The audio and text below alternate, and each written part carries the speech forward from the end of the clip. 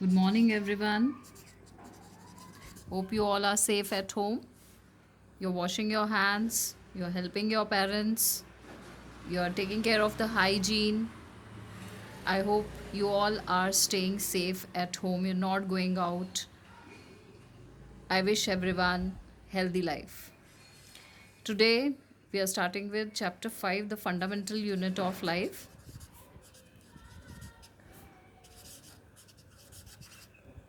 Now, children in class 8, you have already studied about cell.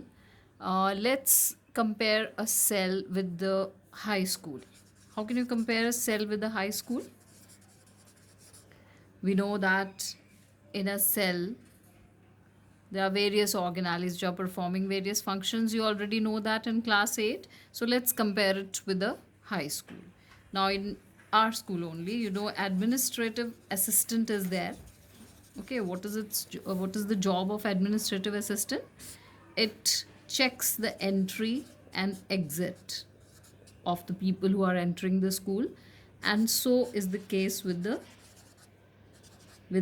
yes plasma membrane of the cell. It allows the entry and exit of only those substances or those important molecules which are important for the cell. Principal, what does the principal in a school does? Controls all operations of the school. Okay, everything that is done in the school is controlled by principal. And what is the organelle which is controlling everything in the cell? We all know. Yes, nucleus as well as DNA. Let's talk about school floor. Yes, school floor, it holds everything. Desks, chair, tables, everything is lying on the school floor. So which is that organelle which is controlling or holding everything inside the cell? Yes, cytoplasm. Okay, these things you already know. Then kitchen. There's a kitchen in the school where the workers they do and cook food. Okay, we all know that. So what is the kitchen of the cell? Yes, chloroplast. Chloroplast is the kitchen of the cell where the food is made by the plants, and we all know that is there in the plant cell only, not in the animal cell. Then, when you all have lunch during your recess time, lunch gives you energy. And which organelle is responsible for providing you energy? Yes, mitochondria. So various organelles are there which you already know. Now innumerable kind of organisms live on our planet Earth, and all these organisms they look different from each other and are broadly classified as bacteria, fungi, plants, animals. However, all of them are made up of microscopic units called cells. Now, in some cases, single cell functions as entire organisms. We all know, and we call them as, yes, unicellular organisms. Bacteria, amoeba, paramecium, and in other group cells, we all know that they acquire different functions from various body parts, and such organisms are called as multicellular. Now, the question arises, why do all organisms have cells? Why all organisms have cells? Yes, the answer is that all living organisms perform various metabolic reactions in a delicately balanced environment to sustain life.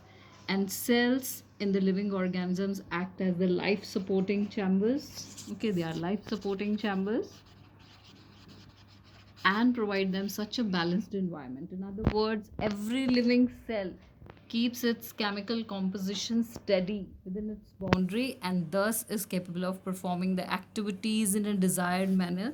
Therefore, cell is regarded as the structural and fundamental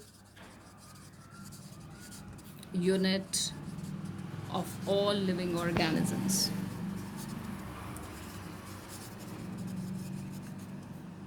Now, how the cell came into, how do we all know that the cell is the basic unit of life? It was first of all discovered in 1665. by English scientist Robert Hooke. He examined thin slices of cork under the cork.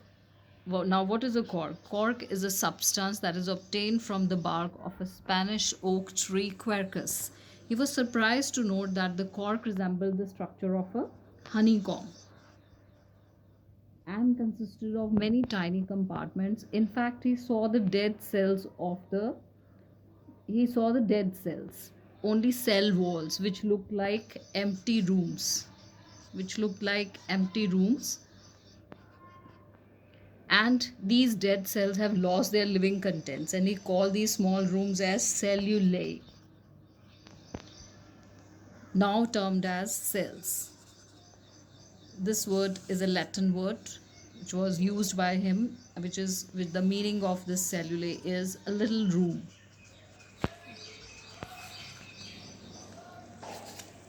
So that is the brief discovery of the cell, how the cell was being discovered by Robert Hooke in 1665.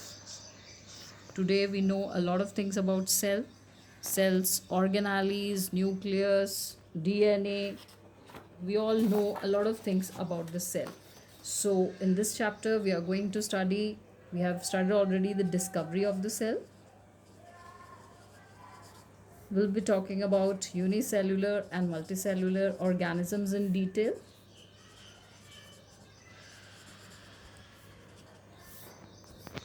Prokaryotic and eukaryotic cells.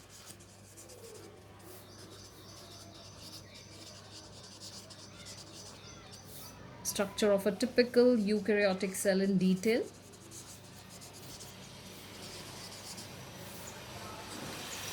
We're talking about various organelles in the cell and their functions.